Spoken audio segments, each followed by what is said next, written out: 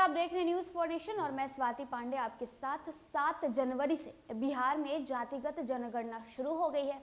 ये जातिगत जनगणना आपको पता है 2 फेज में होने वाली है।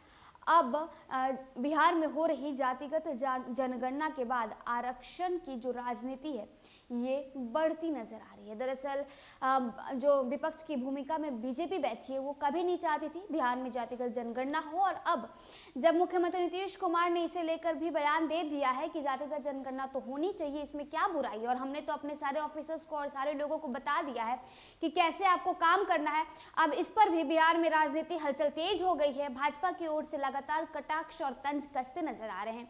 आपको बताएं, अब जब जातिगत जनगणना का परिणाम सामने आएगा इसके बाद आरक्षण का जो दायरा है इसे भी बढ़ाने की मांग उठ सकती है, और वो कैसे होगी चलिए आपको हम इस वीडियो में विस्तार से बताते हैं। बिहार की जाति आधारित गणना के पीछे आरक्षण की राजनीति ताकत रूप में है। जाति गणना से आए नतीजे से साफ हो सकेगा कि किस जाति की कितनी आबादी है। इसके बाद जिसकी जितनी आबादी उसकी उतनी हिस्सेदारी का गणित लागू करने की राजनीतिक लड़ाई तेज होगी। बिहार में पिछड़ी जातियों और अति पिछड़ी जातियों की संख्या सर्वाधिक मानी जाती है। कर सकेंगे ओबीसी को लग रहा है कि 27% से ज्यादा आरक्षण उन्हें मिलेगा। आपको याद होगा तेजस्वी यादव ने जब जाति जनगणना कराने की मांग के लिए पटना में 13 अगस्त 2021 को प्रेस कॉन्फ्रेंस किया था, तब यह भी कहा था कि ओबीसी के 27% आरक्षण को बढ़ाना चाहिए।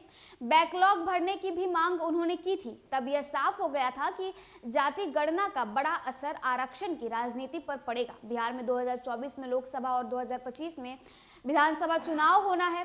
बिहार सरकार ने जाति आधारित गणना पूरा करने का लक्ष्य 2020 तक ही रखा है, यानी चुनाव के पहले यह पता चल जाएगा कि बिहार में किस जाति की संख्या कितनी है। इसके बाद बहुत संभव है कि आरक्षण का दायरा बढ़ाने की राजनीति भी तेज हो जाएगी। यही आपको बताते चले कि वरिष्ठ पत्रकार उर्मिलेश बताते हैं कि जाति जनगणना पर 2008 से ही लिखते और बोलते रहे, और वो कहते हैं कि आरक्षण का क्या होगा यह प्रश्न नहीं है।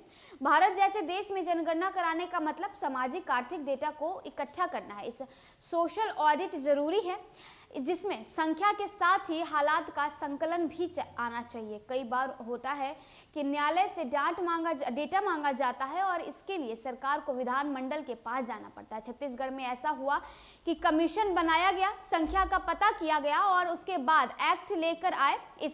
यह भी राज्यपाल के हस्ताक्षर के इंतजार में पड़ा है। आरक्षण की बात राजनीतिक लोग कर सकते हैं, लेकिन मैं कहता हूं कि वैज्ञानिकता की मांग है जाति गणना। इतना ही नहीं, वरिष्ठ पत्रकार ध्रुव कुमार कहते हैं कि जाति गणना से जाति गोलबंदी पर असर पड़ेगा।